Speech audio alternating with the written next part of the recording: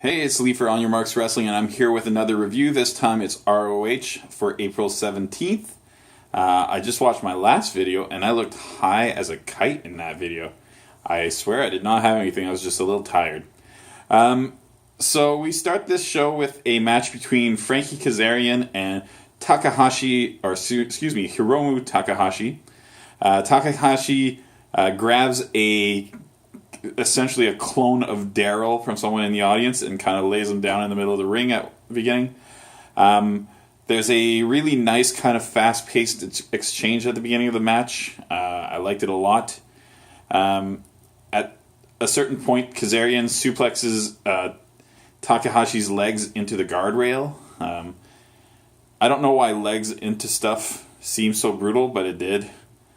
The match kind of goes along for a while. It's a good match. We get a kind of high kick, low kick, high kick combo from Takahashi, like super kick, kind of kick to the middle, super kick. And he gets a little bit of an advantage for a while. At one point, there's a kind of sloppy slingshot DDT by Kazarian. I don't blame Kazarian. It looked more like Takahashi just didn't feel it coming or something like that. He basically just didn't hit his head into the mat, so it just looked like Kazarian wrenched his neck, which was fine. The announcers covered it well, so I like that. I wrote slingshot. It's not really slingshot, but I wrote slingshot cutter by Kazarian. Looked really cool, landed nice and clean. But eventually, Takahashi hits his time bomb, which is a cool looking finisher, and he gets the win that way. We get a little video of the back where Beer City Bruiser and Brian Malonis are beating up LSG of Coast to Coast. And they're beating him up, and you kind of eventually learn that he can't come out to fight. So then we get a tag team gauntlet match, and this basically takes up the rest of the episode. So the first people to come out are Beer City Bruiser and Brian Malonis. So you realize why they were doing what they were doing, because they're facing Coast to Coast. So only Shaheem Ali comes out. He basically cuts a little promo where he's saying, like, you thought you were gonna get rid of me, get rid of us, but you're still gonna have to fight me. I'm still gonna fight as hard as I can. Whatever. There's a really nice sit-out powerbomb by Malonis. He gets a near fall out of it. Eventually, Beer City Bruiser hits a frog splash and gets the pin. Then the dogs come out, and they have the mic in their hands as well. And they say that they shouldn't fight, they should just all have a beer to start. But Beer City Bruiser and Brian Malonis don't take him up on that offer, punch him a couple times. The dogs spit some beer in their eyes to get a little bit of an advantage for a second. Eventually, you get to the point where Beer City Bruiser and Brian Malonis basically have I think it's a Power and Glory finish, where it's basically a superplex into a frog splash. And you see, in this case, Malonis hits the superplex, and you don't really see Bruiser, and then they kind of awkwardly cut, and you see Malonis pinning, I think his name is Ferrara.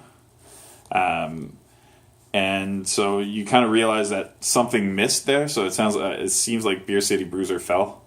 And later on they're talking about Bruiser being hurt, and we never saw him get hurt, so I suspect he might have slipped when he tried to go for the frog splash or something like that. So the next team to come out are the Motor City Machine Guns. Beer City Bruiser accidentally cannonballs Brian Malonis on the outside of the ring. Motor City Machine Guns hit, is it Mason Drake? I wrote it down, but I might have misheard it. On Beer City Bruiser for the pin. It's basically a neck breaker and a stomp. I did write that I think it's Alex Shelley was doing gross out stuff. Not a big fan of it. The Bucks come in. There's a head in crotch spot for a little bit of comedy. Oh yeah, this is where I put Shelley goes for gross out stuff. So he basically blows his nose on guys, and I don't like that kind of stuff.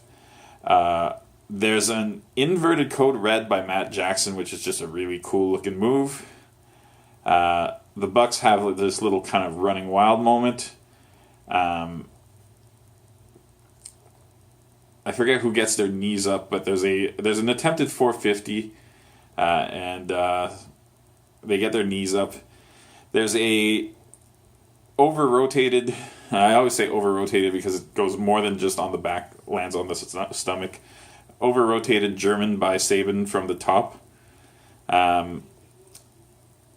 Eventually, Matt Jackson gets a backslide on Sabin and gets the pin that way. The Kingdom minus, and I wrote minus Matt Taven because I don't know the names of the guys, are the last team in. They dominate early with Matt Jackson taking a lot of damage. Nick Jackson eventually comes in and just kind of runs wild. What's his name? Vinny Marseglia. I think he goes by like Boogeyman or something like that. Grabs an axe when the ref is distracted and butt ends someone with it, but doesn't get the pin. Eventually, there's a kind of sloppy Meltzer driver for the win for the Bucks.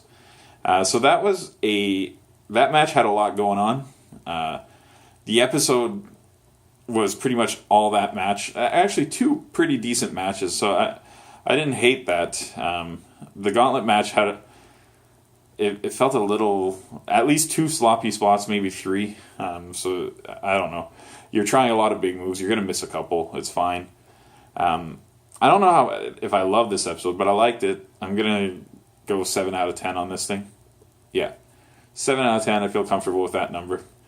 All right. Thanks for watching. I will have another review of ROH next week. Next up, though, for me, is Impact Wrestling. All right. Thanks for watching again.